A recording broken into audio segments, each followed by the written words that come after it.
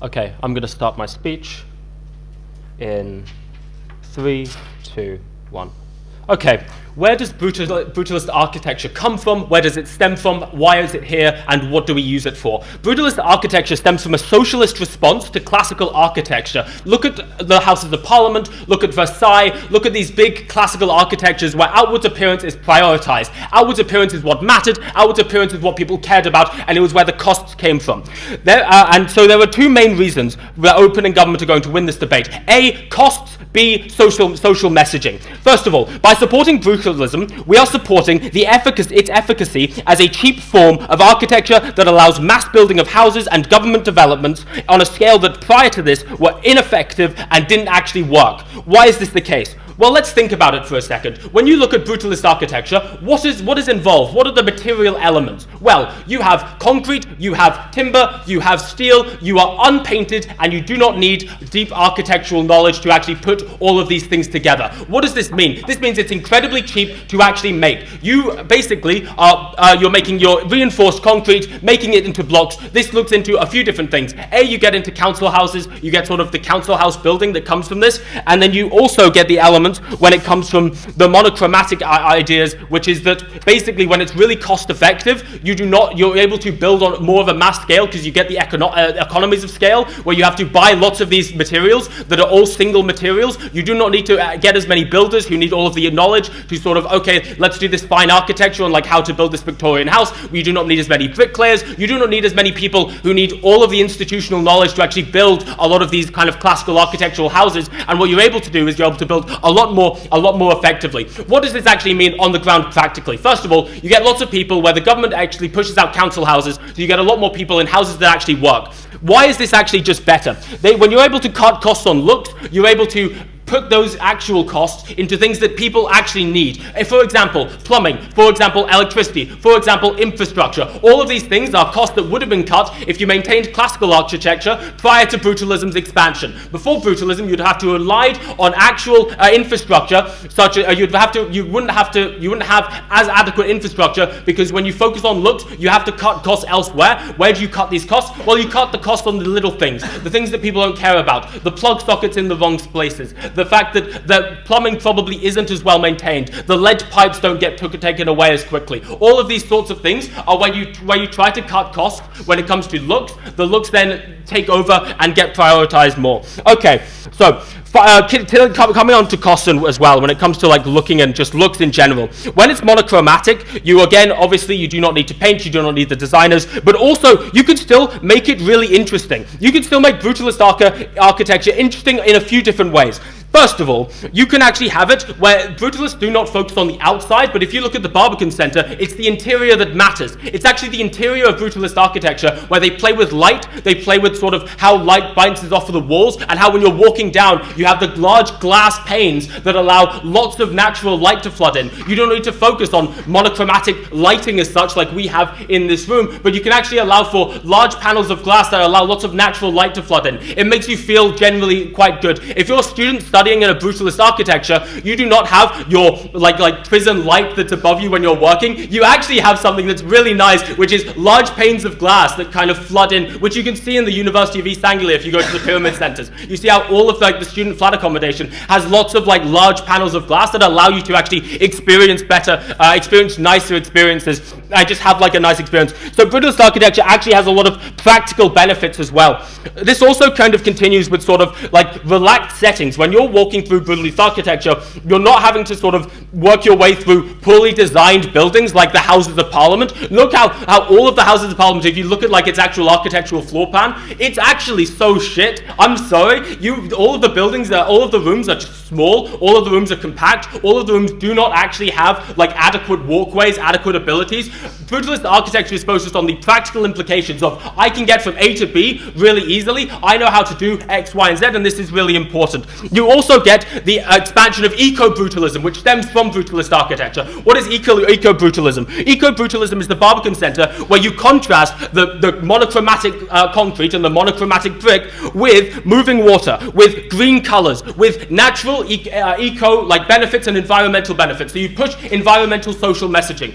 This kind of comes into the thing that I said, which is our second point, which we kind of win on this debate on, which is social messaging. What do we get from social messaging? We get a few things. We first of all get the fact that when you enter government services and when government developments become more brutalist, you get a few different things. You get the fact that because it was a socialist response to the sort of the classical architecture, you get a shift to brutalism, and it was more than just cost. You get the sort of paradigmatic shift, which is one where you move away from sort of the imperialist, where the outward looks were really meant to impress, were meant to show you that we have power. The Houses of Parliament were built with gold, were built with lots of this fancy design because they wanted to show off power, they wanted to show off energy, they wanted to show off, we are better than you. We are the government, we care more than you. This is why you see the grand palaces. This is why you see the grand designs. Now when you see government buildings shift more towards brutalism, it seems more basic. Yes, I'll take the POI. Brutalism may have the structural advantages and the messaging advantages that you explained to us, but why are they comparatively better than the alternatives that will emerge in their absence?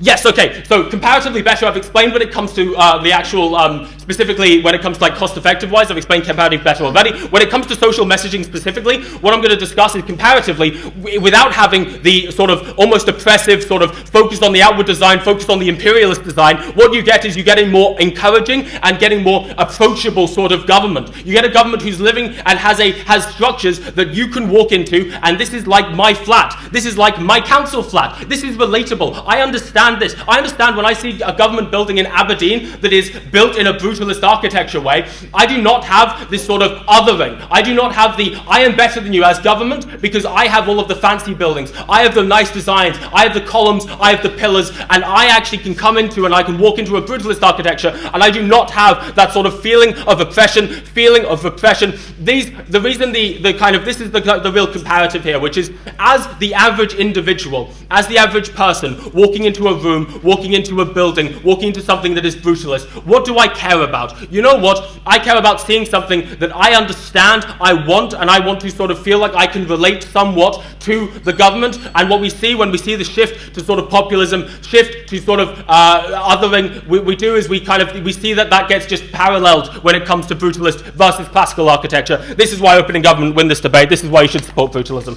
Thank you very much.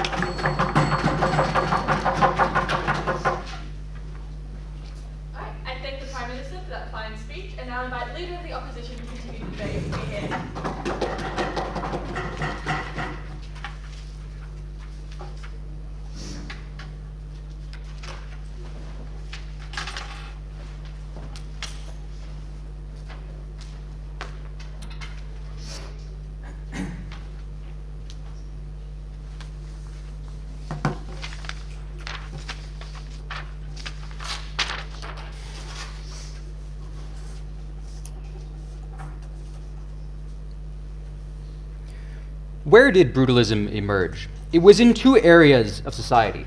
It was first in post-war areas that had been destroyed by bombing, by the ashes of war, by fighting in them. It was the filling in of these destroyed areas with materials like concrete, places like Dresden or Coventry, which look fundamentally different from how they used to. Second, it is in the infrastructure projects for the worst off areas of society. So for instance, Clement Attlee's rapid expansion of social welfare systems leads to places like the Barbican, council housing, all these kinds of things, an influx of people to cities. These are the two locations in which you are most likely to find brutalist architecture, because these are the two locations in which new structures are predominantly being made post-war. Note also that the cheapness of it that they concede is probably why it ended up being the most prolific style of architecture that was used in these new areas. But this is in fact a bad thing. It is a form of aesthetic and architectural oppression for the worst off in society. Two things on aesthetics. What makes something beautiful in the world? It is, I think, from two origins. Firstly, it is from nature. It is the actually, sure, it really is one. So the comparative is not necessarily just pretty buildings, but also could be Soviet-style social housing. So you have to defend why it's worse than that. Yeah, that's the last part of my speech. Okay. There are two origins of aesthetics. Firstly, it is on nature. It is the environments we live in. It is the beauty of an open blue lake and a lush forest, because these are things that are conducive to life. And life is the ultimate arbiter of beauty. It is what we exist for. It is why we value art. It is what is reinforced by art. Furthermore, on color. The colors that are associated with a thing like brutalism are gray. It is monochromatic. But these are things that we have deep associations with psychologically. Gray is the color of death. It is the color of smog. It is the ashes of burned societies that we mourn for. It is the state of a body in rigor mortis. It is the antithesis of life. Meanwhile, contrast this with alternative colors. Things like red or green. Red is the color of blood rushing to a human being's face. It is the color of the things that power us. It is the color of a fruit on a tree that sustains life. Same with greenery. It is the source of our existence and our place on this earth, a reminder that we live in a system bigger than ourselves. Secondly, aesthetics are formed by culture. It is a craft. It is a place in history, a trace of humans in the structure of the things in which we live. It is again a presence of life and a reaffirmation that we live in environments designed by us and for us. Contrast this with brutalism, which is acultural.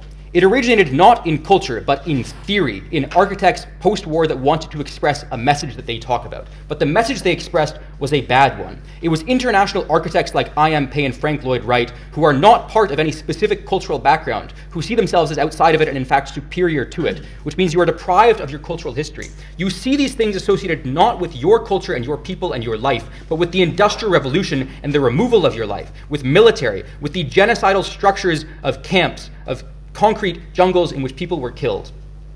OG says brutalism is actually quite nice because it plays with light. A few problems with this. First of all, the sun doesn't shine all year round, especially not in a place like Britain, so you don't get light very often. Secondly, I think most of these buildings were not built to the exact specifications that the grand masters like I.M. Pei and Frank Lloyd Wright wanted them to be, so oftentimes they weren't built in ways that maximize light. And again, I think this is uncomparative because other styles of architecture also play with light and don't rely on the sun being present, can use light in color in the ways in which they do it. Why does this lead to architectural oppression? Two things. Firstly, it is the wounds and the scars of the war. It is no accident that this is what happened after the end of the war. This was 1950s in which this started. Once these places were burned to the ground, once things needed to be replaced, once the old architectural styles had gone, they left open wounds. These open wounds were filled in by looming dead scar tissue that reminds you that the world has been irreparably changed, that you live in a post-human era, that you are in fact no longer a human but a drone in a society that sees you as an instrument of developing the social good, as they say to you. Which means if you see yourself as an instrument of the social good, you do not see yourself as an individual with a place in history. You see yourself as part of the broader international world order in which every country replaces its old cultural styles with concrete. No, thank you. You are therefore constantly traumatized by your environment. And this sounds extreme, but it is not, because the places in which we live form our ability to wake up every day and enjoy the things that we do and the lives that we lead. It is a reminder of the people that you lost. The associations with the military and with concrete jungles are so deep that you see around you every day a reminder of the society that you lost, the people that you mourn, the millions of individuals who died. No. Secondly, it is zoochosis. The environment that you live in is distinctly unhuman. And as a matter of fact, there's a principle that when animals live in enclosures that aren't designed for them, they go crazy.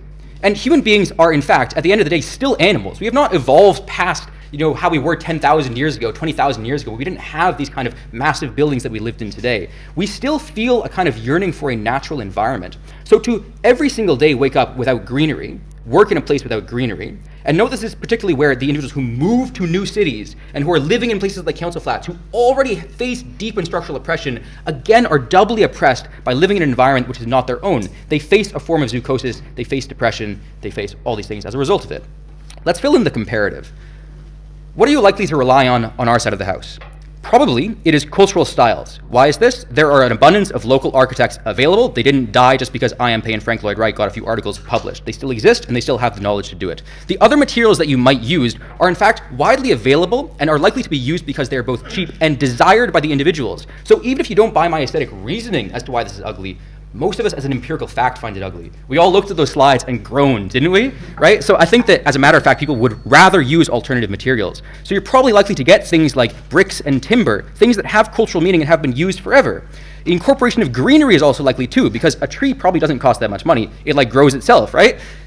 But I also want to flip this point about costs. As in, A more complex building process is a good thing for the community. It is more bricklayers employed. It is a more complex system under which more individuals actually get wages and then contribute to the growth of the community. Think, for instance, of China's rapid economic expansion over the past 30 years. It is predicated on massive, complicated infrastructural projects. So if it costs more, that is worth it if it's better for the community. So cost is flipped on those grounds. But weigh our claim on aesthetics over any cost analysis. As in, it is not worth sacrificing the psychology of individuals, exposing them to something that is inherently ugly for the lining of the public coffers.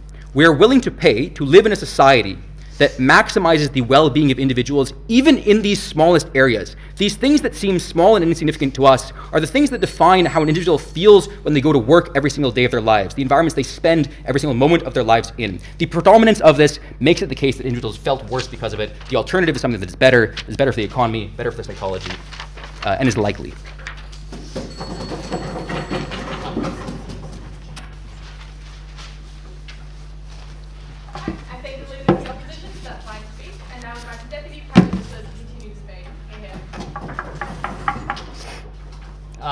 Given this is going to be on YouTube, I guess I'll say hi to my grandma, because I'll probably send it to her and be like, this is what I've been doing for the past 3 years, so hello. Anyway, whatever.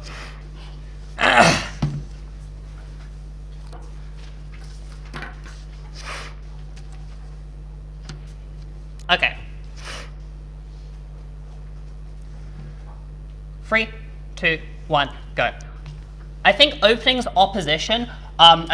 opposition's push against us is a complete mischaracterization of what brutalism is actually about, and that they just pick out the worst examples of it to try and make it seem worse. I think it's notable that all of the slum houses that we used to have in the Victorian period do not exist anymore, that all of the housing that the working class would have had to live in during this period is either still exists and is dysfunctional, i.e. you have floors that are not even, you have plumbing that doesn't work, you have all of this kind of stuff. I think the problem is for a lot of this stuff, when we're talking about modern art, we are thinking about we are obviously comparing it to the classical art that has survived. Buildings are, like, architecture has incredible bias just because there is a bias to keep architecture that is good alive. We don't see any examples of bad classical architecture because all classical architecture that is shit gets knocked down, it gets replaced with other stuff. And when it comes to working class housing within this era, it's been knocked down because it just doesn't function. I'd like to talk about concrete for a bit. I think concrete is very important as a building structure because here you can mold it.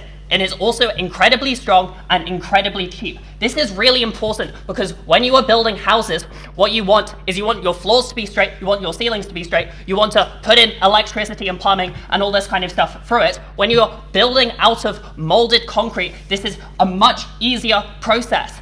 And as we previously said, as is quite empirically evident, concrete, glass, steel, these are all building materials that are relatively cheap. They allow people to actually live in houses. And when I think we are judging debates, sure, they can say this is oppression of the working class, whatever, it makes people feel miserable. First, I don't think this is inherently true, but even if it is true, I think we should weigh the homeless people that are allowed to have housing, people who no longer have to sit outside in the rain, sit hungry. I think that is much more important in this debate, and I think we should value the lives of these people over anything sort of like arty-farty about, like, I don't know, it looks unaesthetic or whatever. Okay. Second of all, I'd like to talk about some of their definitions of aesthetics. They say aesthetics is liking to be in nature, liking to be around plants. Look at the fucking picture of the Barbican on the info slide. It has a giant pool of water in the middle of it. It has plants growing down from each of the flats. There is nature within it, and that's the glory of brutalist architecture, because you can make places look interesting, you can mold buildings into interesting shapes, you can allow light to flow down in ways that you can't with other materials. This is what the Romans knew. You see it with, like, the Pantheon. Using concrete to do this is cheap, and it allows the building to be interesting. It allows you to see this light. It allows you to feel good about yourself. It is a space in which people like to live. Secondly, the other push that OO gives us is this push about, oh, it is the scars of the war. I think this is a complete mischaracterization of the post-war period. The post-war period was a period of hope. It was a period where people were able to get university education. It is a period where people were able to buy houses because suddenly there was cheap housing available because you could mold concrete to build cheap housing and get people into flats. I do not think it is a period of misery. I think it's a period of hope. It's a period where we created the NHS. It's a period where we got out of a colonialist Britain and we built a brighter future where we could spend money on helping people and we could spend money on the normal person instead of prioritizing big wigs in the colonial government. I will take the POI. This is not a regret motion. So even if at that historical point it was more cost efficient to do so, you have to defend that right now there's more. It's still cost efficient. I don't know how to make it any easier. You build concrete, it's molded, and it makes it incredibly easy to put in plumbing to give people actual features. The thing is that with any alternative that they talk about, whatever like local architecture is, I don't really know what they mean by this. If it's Britain, I guess it's like we're going to build stuff like the Houses of Parliament, we're going to build stuff out of brick. You have the problems that I'm talking about, which is it's harder to put in plumbing, it's harder to put in electricity, it's hard to build flats on scale. It means that you're inherently trading off with the amount of houses that you're able to build, which affects people on the ground. This is necessarily bad. Okay. Yes. Talking a little bit about why we actually win the clash on aesthetics in terms of greenery.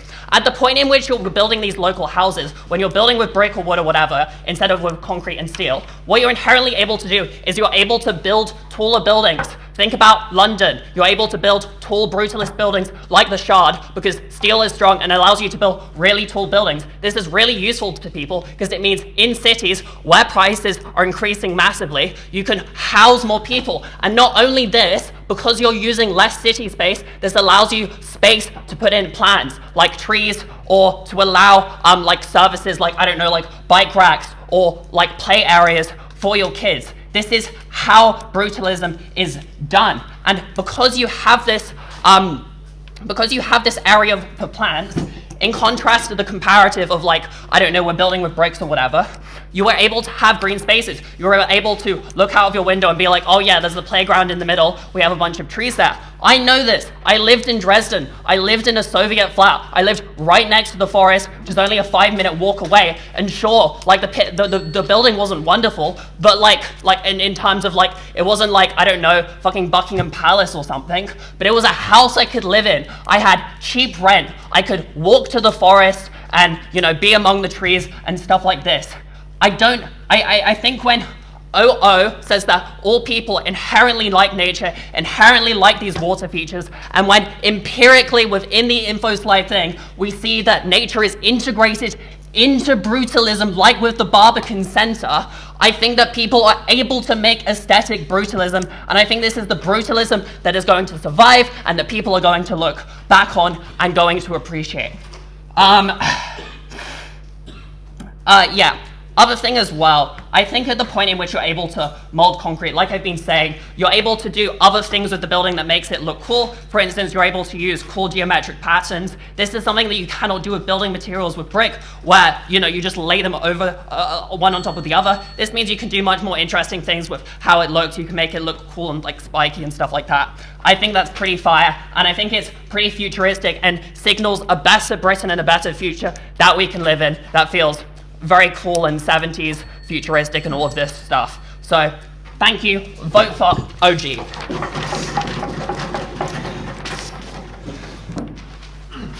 thank the Deputy Prime Minister for that fine speech, and now invite Deputy Leader of the Opposition to close the opening part. Get here.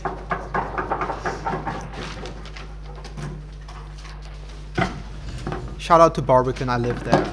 But I low-key hate it though. He is really, really ugly. Like, even outside of this.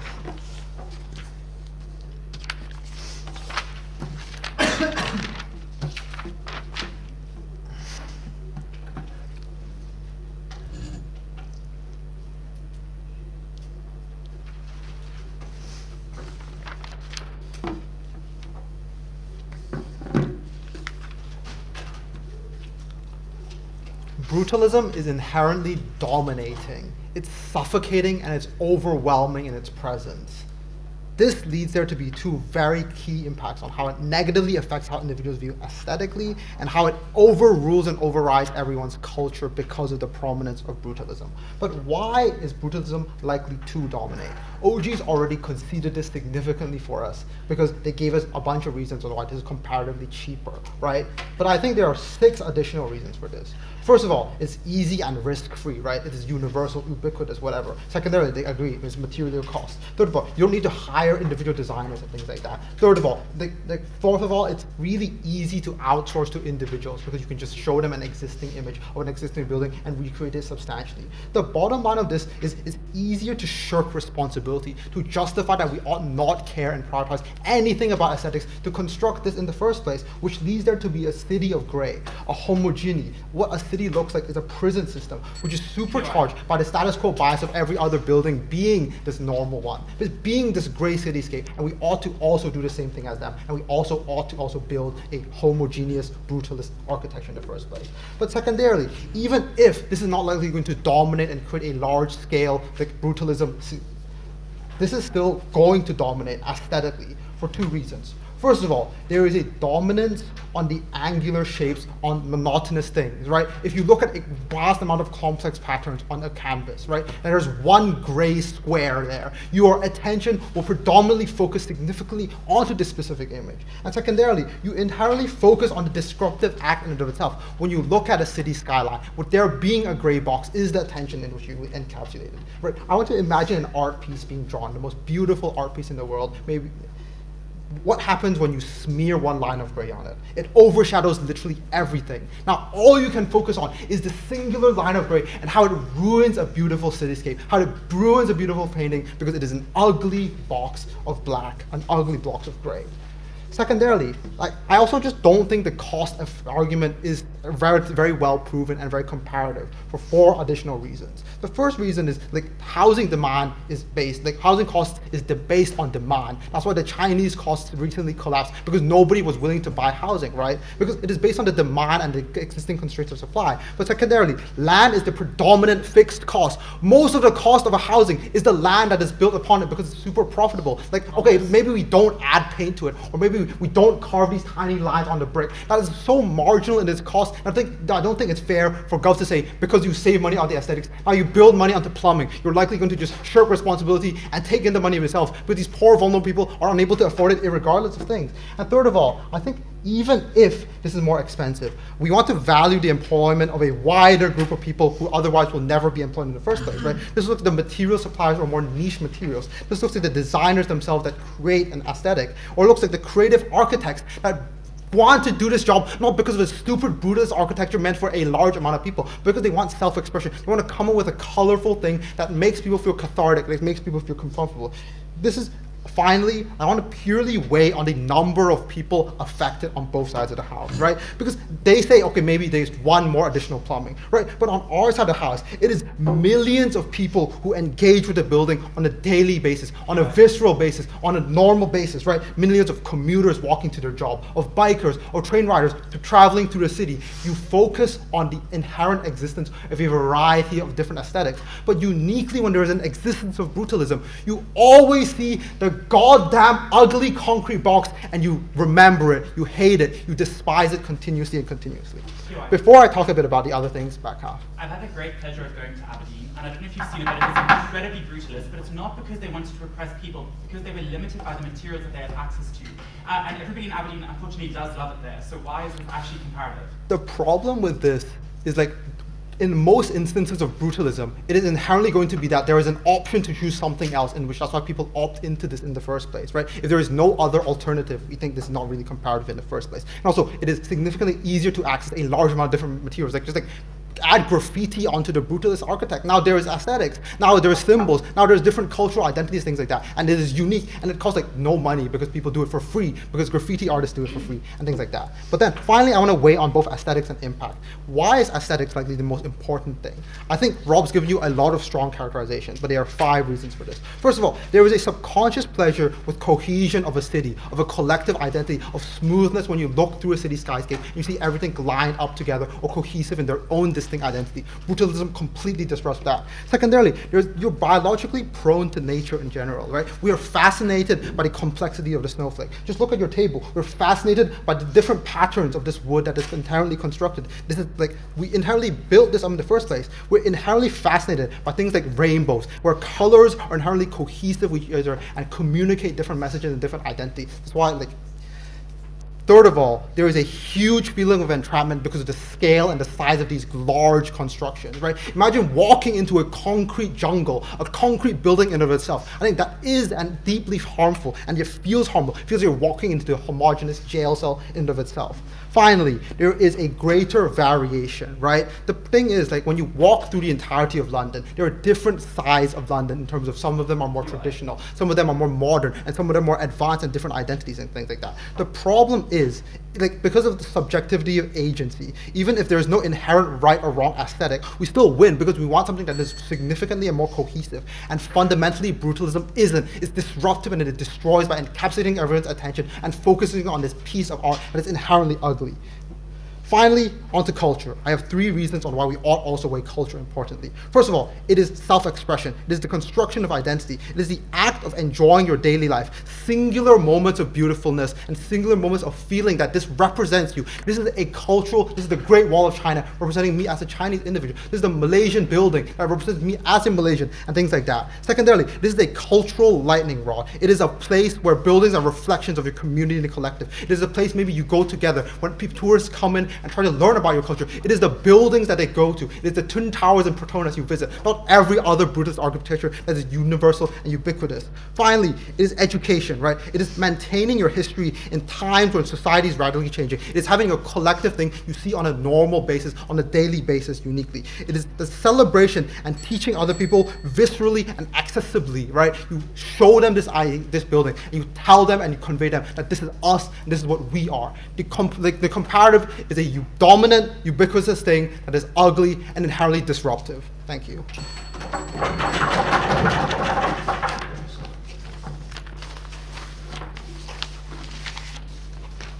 thank the Deputy Leader of Opposition for that fine speech, and now welcome Government Member to commence the voting part again.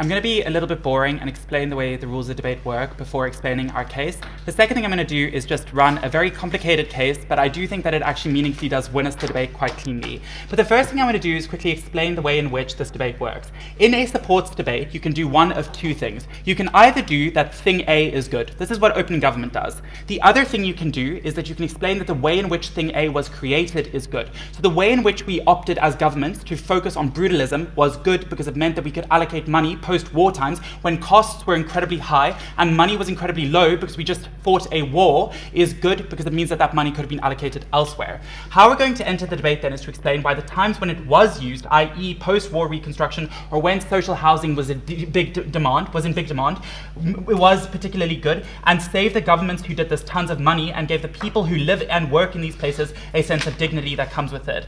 Why is option 2 a better metric to evaluate the debate on? The first thing is that opening gov's metric is A, and it's that brutalism is better, but the problem is there's a few problems with their explanation for this. One, why you choose this solution over the other solutions that govs say when it is one that is not like providing people with dignity, or other worse off solutions like post-Soviet housing, or secondly, where the instances in which opening government is right, why you would spend that money on better things or better products, because this is where they're vulnerable to opening oppositions. You can just spend it on different materials, bro push. Our mix are going to explain why these materials are the best and we're the cheapest. But the third thing is that you should not be fooled by the use of the word regrets that comes out of Anna Maria. The way in which we're going to win this debate is by explaining that we support the way in which it was done. The final thing I want to do before I get into the case is explain how this deals with opening opposition. The first thing I would do is that this means that it was used in times when there was a high demand, but it was also used in times when the costs were incredibly high. So the explanation is going to defeat opening opposition by explaining that there was no way to opt into the better, more dignified housing that they say, and then beat them on that metric. The case then is simple.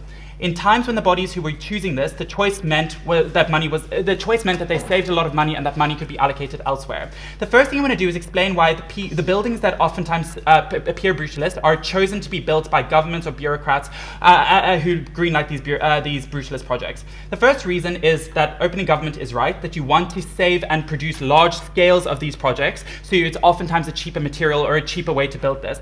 But the second reason is probably a bit better, which is just that private investors often want high value or aesthetically pleasing buildings because these buildings are worth more. They can use it as collateral to fund their loans, or it's prettier so they can attract people to these buildings. So you get more people coming into hotels, etc. You can sit down so long.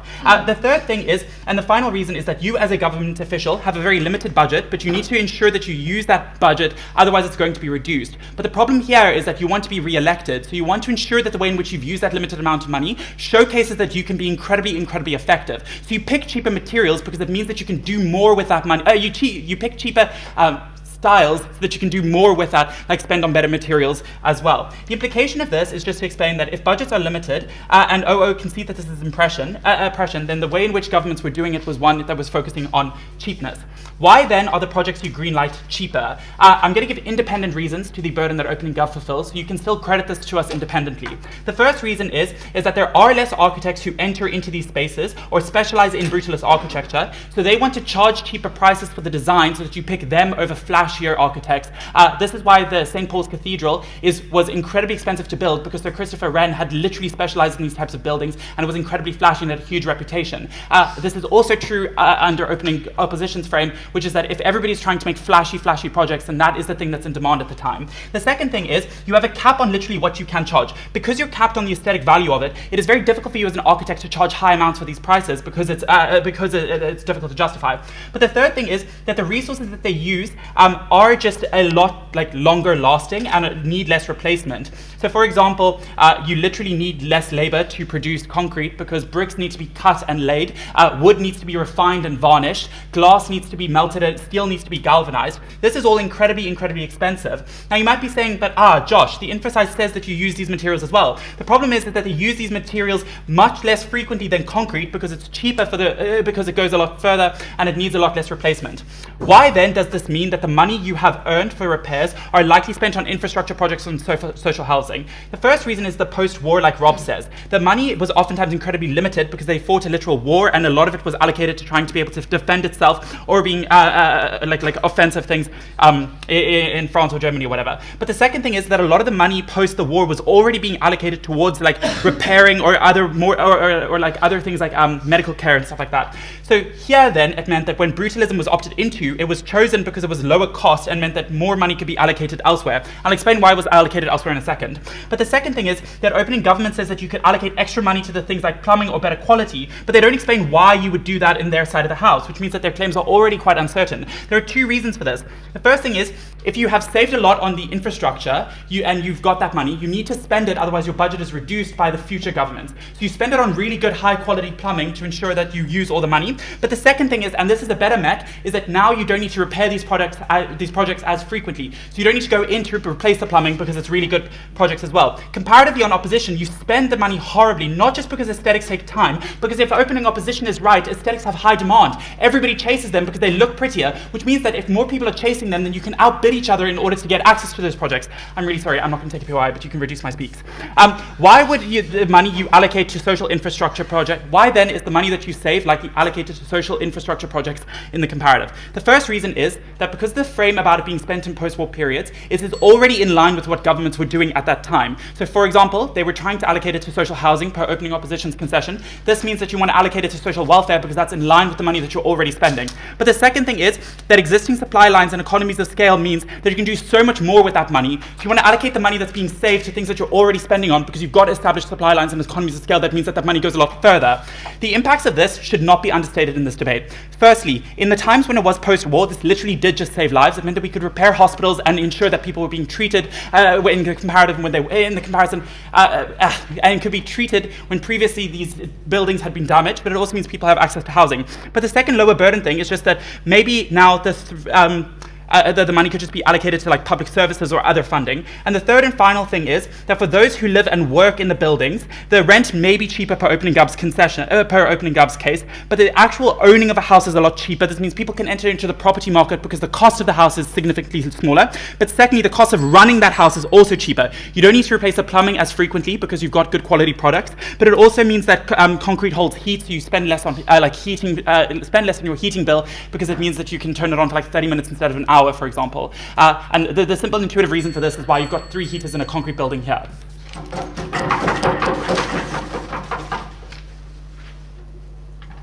think I've remembered that fine speech, and now invite opposition members to continue debate.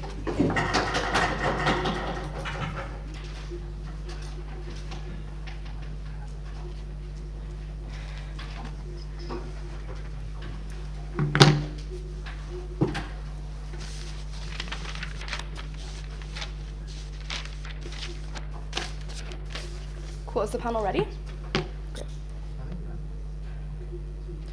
OO has a faint intuition that like in some vague way these spaces are dominating, and they don't think they quite get it, and there's a reason, because you can't get it. Because these spaces are fundamentally and targetedly excluding one specific group, which you are not, which is women. And this is what we are going to prove to you in our case. So what do we think are the 3 main issues in this debate? I think one, no one actually proves, like on opening, like I don't think anyone's gonna prove what's pretty. I think this is subjective. We wanna get out of this burden. I think this is useless. But secondly, OO says that for some subjective vibe, we feel this is oppressive. We think this is quite vague. We're gonna prove to you that structurally these places alienate women, which means that we can show that we have a specific vulnerable actor who is unfairly and precisely being targeted by the way in which these spaces are designed. And thirdly, we're actually going to be able to flip the point on price, which OO only seems to try to somehow mitigate and weigh against. But then quickly on burdens. Look, like I know you guys have rep, but you literally define your burden as a regrets motion. You say, historically, this was done in a bad way, or this was done in a good way, so we have to defend that it's better if it's done a different way. Look, if it would have been that, it would have been a regrets motion. If I tell you and I prove to you in my debate, maybe that's a way that they can prove their case. But if that's a way that they can prove their case, I can also prove my case by showing that simply at any point in time, as a concept, this is more good or more bad than it's good. Yeah, it's fine. I know you can also do it, whatever. Fine, I don't care. Let's prove our case. So first, I'm going to talk about the point on cost. I think first of all, concrete is a horrible insulator. Concrete is incredibly uncost efficient for a multitude of reasons. One, it is cold, it makes cold come in, and it is itself cold. Therefore, you spend money consistently, not just once, on making it warm. So what this means is that not only at all points in time is this a horribly dumb idea, because it means that even if you avert the fixed cost, if you want to say that these buildings last so long, then I can tell you that in all of that really long time, the amount of bills you rack up in energy prices simply is never going to be worth it. But then, secondly, we tell you that, like, specifically this is something that's exacerbated now because of globalization, because of how much these things fluctuate, and this is the cost that people are going to have to bear continuously throughout time. It also means that concrete in and of itself is very hard, like, once you mold it, it's very hard to, like, do renovations with it or drill into it. I think it's generally just also hard to renovate because there's a lot of, like, laws about old buildings where you can't, like, attack the structural integrity or change the structural integrity of building, at the point at which the only thing there is to the building is, like, the structural integrity and, like, the basic building blocks of it. It's very hard even, like, legally to try and, like, fix anything on the scaffolding of it. Also, secondly, some weird spec on the fact that there's like a sand shortage in Asia or something. Ask Boon about it. That you have to expect like a specific kind of sand that goes into concrete, and there's a shortage of this, and it's very environmentally bad to extract it or whatever. He'll explain this to you. I don't really understand. But what I'm going to explain to you specifically is that brutalism creates a hostile and patriarchal physical space which is fundamentally exclusive to women, proving 2 implications: one, that this is practically bad for women, and 2, that we principally ought to oppose it. Why should we care most about women in this debate? I think principally in a society that expects women to reside in the house the most and expects women to provide most of the domestic work, this means then that housing should be predominantly catered to accommodate the needs of these very women. I think this is a quite simple piece of weighing into which you want to put this debate. So why do we then think it is hostile to women? 1, it stems from a fundamental patriarchal idea of power and point in time about reconstruction, symbolizing raw power and imperialism. Notice this is still pre-decolonization, where Britain still had an idea of being this big empire, showing that it can recover so vastly and with so much power post-war. I think that these symbols of raw power and imperialism, by definition, are already concepts that are used to alienate women. Secondly, the lack of natural light. Now I'll explain this to you. Why? Thick and large pieces of concrete are why you think this is cost efficient to produce. If you now suddenly tell me that you're going to put in large windows, you kill your cost efficiency point. You have to choose it, right? Because even either you put in large windows and you cut the concrete in a very specific way and you pay for the windows that you think are expensive, or you have to bite the bullet on the fact that there's very literal natural light in these spaces. Why do we think this is an issue? One, actual physical safety, and secondly, the perception of safety. I think both of these are equally important. One, just basically on safety, the amount of light that we have even in like mostly the public areas within these spaces, meaning the corridors, meaning like the areas in which you move that are public within these spaces, we mean that it's very important to have a lot of light in these areas to make women A, physically more safe in them, but B, make women perceive like they are more safe in these areas. Because even if women are actually safe in their homes, women structurally understand that they are scared intuitively, like on the street in areas where there is no lighting, where they feel like danger is something that could befall them. Therefore, we think that even if this is not something that is likely to happen in their homes, it is structurally bad that this is a danger that women feel like they have to deal with. No POIs, because you can't take my speaks as well then. So then thirdly, I think these spaces are fundamentally cold. Why is this important? I think practically, as we already told you, this is a horrible insulator, but I think also fundamentally this is more exclusionary to women because women on average need about 2 to 3 degrees higher temperatures. This is biologically true. Women in office spaces are structurally more cold. At this point, you either have to say that this is not going to be energy efficient because you're going to heat it to a point that is comfortable for women when you kill your point on efficiency, or you have to bite the bullet that these spaces are going to be fundamentally more cold, which again means that you are trading off something that is fundamental to the comfort of the very people you want to be residing in the house the most because you socially expect them to do all of this work. Fifth, there are many large open spaces. This is conceded by open and government. I think this is inherently anxiety-inducing because there is no space that you feel is inherently yours. Historically, women have always found solace in areas that they feel like they could hide away in. Sadly, often this was areas like closed-off kitchens that wouldn't be such gendered spaces that men would go into. For example, often offices were even off-limits to women within a specific house because these spaces were considered gendered, considered to be owned by the man. I think often these patriarchal norms still preside to a point at which the bedroom and things like this are also considered spaces that are gendered more towards men. I think generally then, it is good when it's not these large open spaces because one, it's simply anxiety-inducing. Women don't feel such a sense of comfort. But second, women cannot find physical safe spaces in which they feel like they can isolate themselves when they want to be removed from these pressures. But then sixth, it demonizes concepts that we socially, and I'm not saying this is true, but socially perceive as feminine. Things like softness, things like caring about decorativeness, things like aesthetics, things like designing things with care. Think about just how like women's bodies versus men's bodies. Men's bodies, technically, we perceive them as things like more angular. We often associate women with softness, with care, with decorating a home, with caring not just about functionality. I think at the point of which you say that this housing is good because it doesn't deal with all that bullshit, you are saying that we think fundamentally women are who are good at this bullshit, and now we are telling you that this is a part of aesthetics that we simply don't care about. I think this in and of itself is also fundamentally bad. Let me explain to you why this is an absolutely winning case. First of all, it simply takes out OO, because OO is like, oh, it's ugly, so I feel sad, right? I think what we tell you is that these spaces are unfairly and structurally making a specific group in society be more excluded, and this is principally horrible because this is the exact same group who we expect to do a disproportionate amount of work within these very spaces. For all of these reasons, I think this is a very, very clear win for CO, so incredibly proud to oppose. I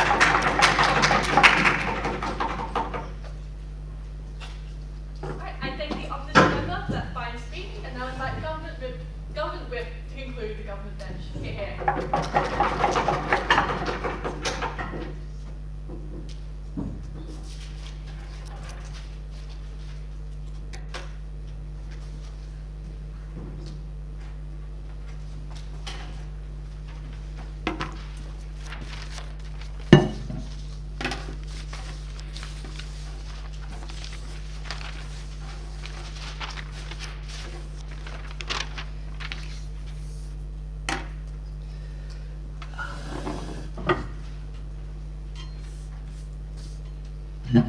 Oh, Scotland. No Scotland, no party.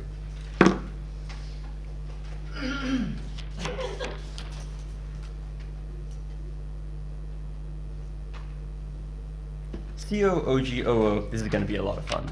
On costs, closing opposition start by saying that our insulation point is dumb because concrete isn't actually that great of an insulator.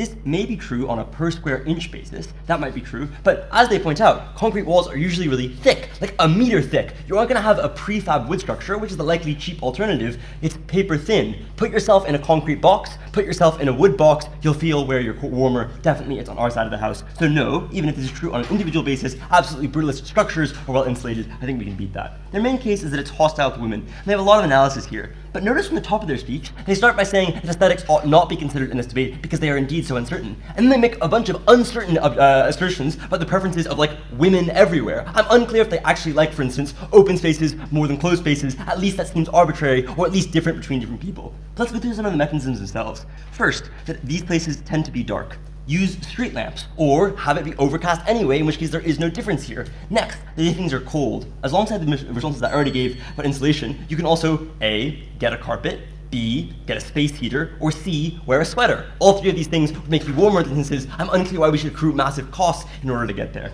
Lastly though, I think overall, CO is just uncomparative, even if you do buy the full extent of their impacts, because there is zero analysis on why any of the likely alternatives would be better in any of the regards the closing opposition care about. It's unclear why any of the solutions, for instance, Soviet-era housing that we characterize as a likely comparative, would be any better. I think CO are out. Let's go through then opening government. Opening government say a few things, mostly about cost, and here's where we compare with them the most directly.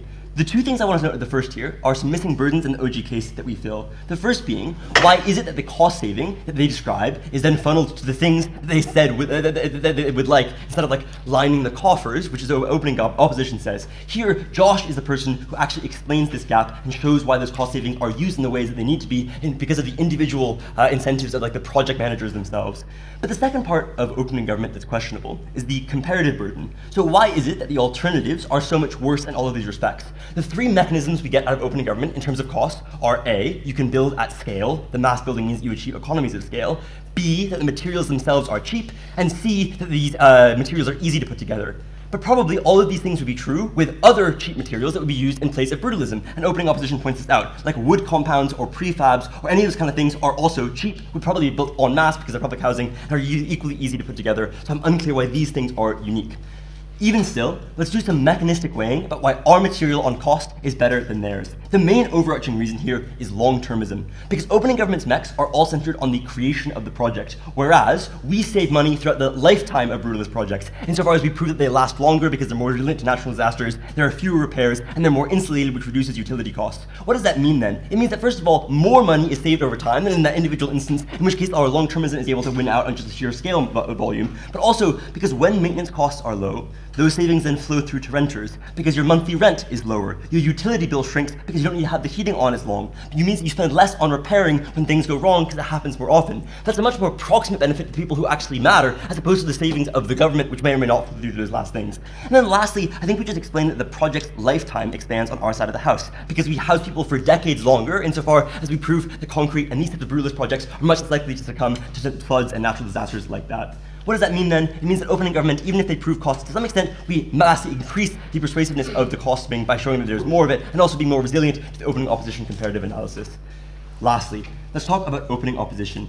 They hedge their case in aesthetics, but before I get to them, I'll take a PY from Rob. Yeah, so irrespective of the preemptions we give on employment, which you'll have to address, Josh says the first way this motion can be won is on showing that the thing is bad rather than good. So you have to engage with us on our own grounds. You can't arbitrarily choose the other metric when we already weighed ours. Yeah, totally agree. So let me engage on the aesthetics metric.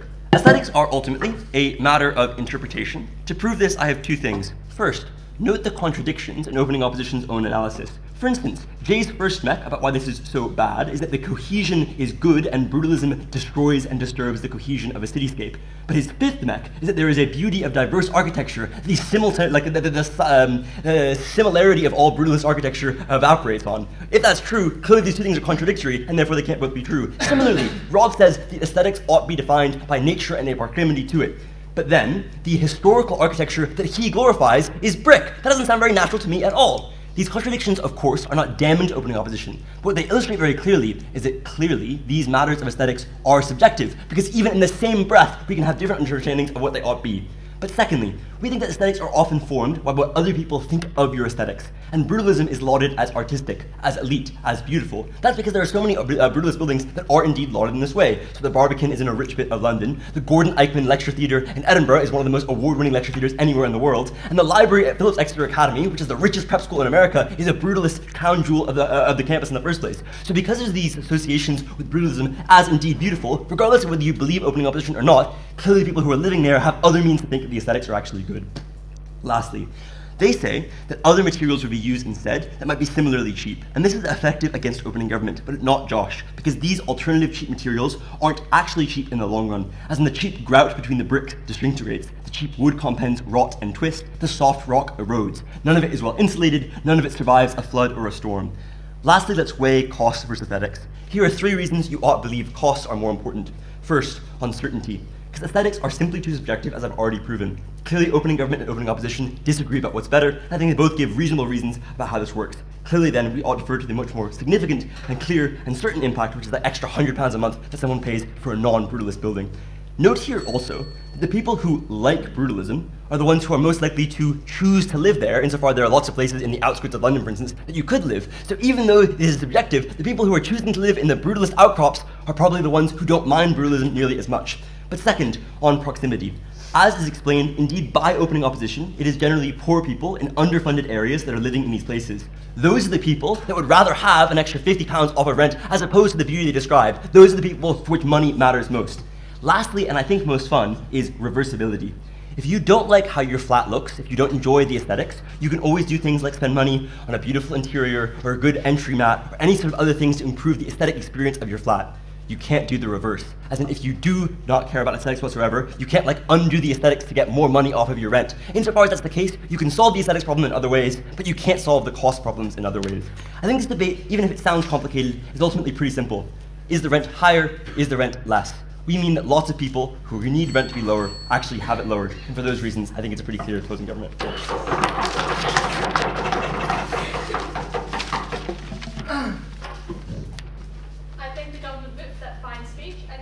Opposition whip to conclude the debate.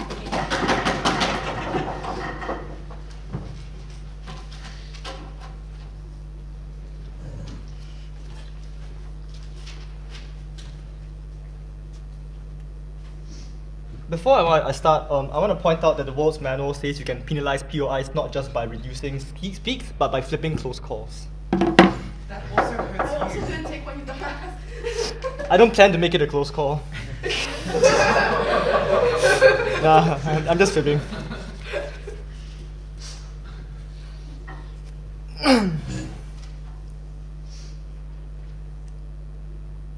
The bare, angular, concrete skyscraper peering down at you is the most tangible and insidious manifestation of the patriarchy of man sitting on his high throne, looking down upon you, dominating you upon even your most quiet moments. We think in a world where women are oppressed socially, oppressed intrinsically, we should not oppress them physically as well.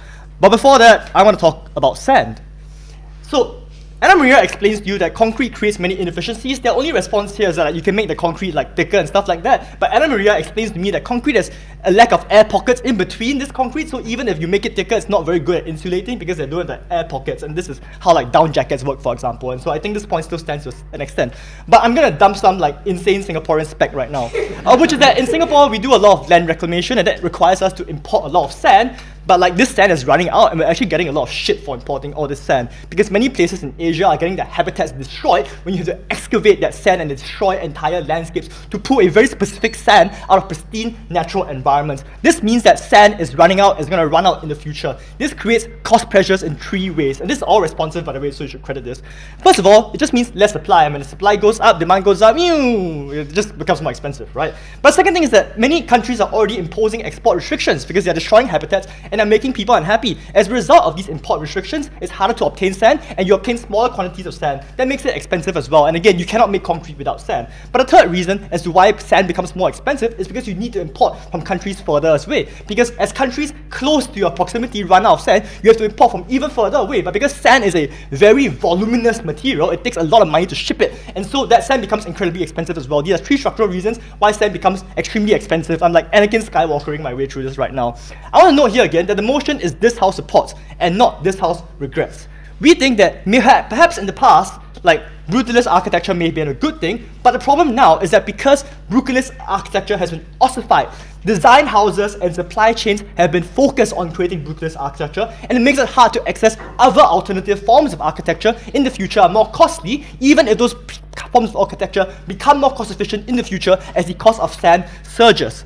This refutes the cost argument from Guff, because perhaps it is cheaper in the past, but it is not that much cheaper now, and it won't be cheaper in the future. Importantly, it becomes hard to reverse this reliance because many countries, many LDCs grew up in this particular period and brutalism became the focal point of architecture, and they therefore designed their supply chains, designed their infrastructure, designed their architectural houses around the design of brutalism, and so it's impossibly hard to reverse this and costly even if it's reversible. This weighs out the response from OO because OO's responses are mitigatory at best, but our response at best flips the entire case on cost. But secondly, this takes out OG and CG because it takes out the very cost mechanism that is upstream of all the other impacts they want to talk about. And I want to just do some very glib weighing on the future versus the past. Perhaps in the past it was possible to help these particular forms of people, but in the future there are infinitely more people who are harmed by the increasing cost of brutalist architecture that you cannot escape from.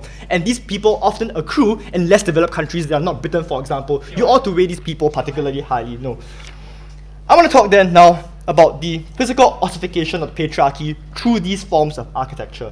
What Anna Maria explained to you is that brutalist architecture is the most visceral and pervasive physical manifestation of the patriarchy. This occurs in at least two ways. The first is that it's just tangibly unwelcoming. Many of these places are structurally, like maybe some places are designed very well, like the Barbican, but as O explains, many places are not designed very well. They're all like very dark and cold, right? These places are dark, cold, hostile. They make women feel unsafe. They make women feel like they can't hide. They make women feel like they can't see what's ahead of them. We think it's just physically unsafe. That's something that you don't want to feel even if there's no actual danger to you. But the second thing we explained to you in Anna Maria is that it's intangibly oppressive. Brutalist architecture is a manifestation of masculine maxing. It is sharp lines, a dominating stature looking down at you, the lack of any beauty, grace, curves, any form of naturalness or whimsy in the world that I think women do bring into the world. All of that is missing from brutalist architecture. It is the man, it is utilitarian, it is about war, as I think opening houses rightfully agree on. It is the masculine values imposed upon your physical world. Why should you buy this argument rather than what O tells you about the beauty of like non-brutalist architecture? No, later. We think O suffers from imprecision, because they give you a lot of intuition dumps on the ugliness and oppressiveness of brutalism, but this is just at best the representation of perhaps the median person, right? But many people are not the median person. Many people, like actually myself, I like brutalist architecture. Why should you not care about people like me? Why should you care more about the median rather than specific groups of society? They don't explain to you why the median person who perhaps does have a disinclination towards brutalism should be the one you care more about the debate, should be the metric upon you adjudicate the debate. We provide in Anna Maria more specific analysis on women in two ways. The first is we map out why specifically women feel oppressed by these particular things, and so the mechanisms for why they don't like it are tighter, more precise, and more specified than what O provides. But the second thing we provide to you in Anna Maria is the impact of why the harm is so bad. The harm is so bad because women are already being oppressed from all sides. It is a grave moral harm to oppress them any further. You take away any joy, solace, and the wonder of beauty from their everyday lives, because perhaps you can pick where to live, but many people can't pick where to live. Many people can't pick where to work. Many people are forced to walk down these brutalist spaces, especially in low social economic status areas. Many people can't avoid them. You take away any joy out of their life. Opening. Yeah, so as your opening admit, the main bottleneck on price is land. If you're able to build tall brutalist buildings, this is going to become cheap. Why does the single mum care more about aesthetics over their rent? You can also build tall buildings through other materials like metal, glass, or brick. I'm not really sure where this goes. Right, so CG has two responses to this. The first response is that it's uncertain whether women actually like these things. I have three responses to this. The first is just an intuition pump. Just look at the average man versus the average woman. Who is more well-dressed? Who has a better eye for beauty? Who just looks more colorful? Who just looks more whimsical? This is just an intuition pump. I think women just tend to be more aesthetic, right? And this is just empirically true, unfortunately. But the second thing to note here is that CG never proves this otherwise, so they don't fulfill the counter burden either. But the third thing here is, again, perhaps it is not 100% of women feel this particular way, but at the very least, because our analysis is specified to the social conditions in which women exist in, you can believe that at scale, a majority of women feel this particular way. That's specificity of analysis, something you should value pretty highly in the debate. The next thing to talk about is counterfactual The counterfactual is, I guess, just two things, right? Natural resources such as wood, or historical materials such as brick, materials that have personality in them. Timber, that can create the impression of a pseudo-natural environment. The preservation of Mother Nature rather than a concrete jungle. This also looks like architecture that is more playful, more whimsical, more colorful, with an eye for aesthetic, expressing unique identity. This represents, I think, as already expressed earlier on, the aesthetic preferences of the woman. Because of sand and because of woman, CO.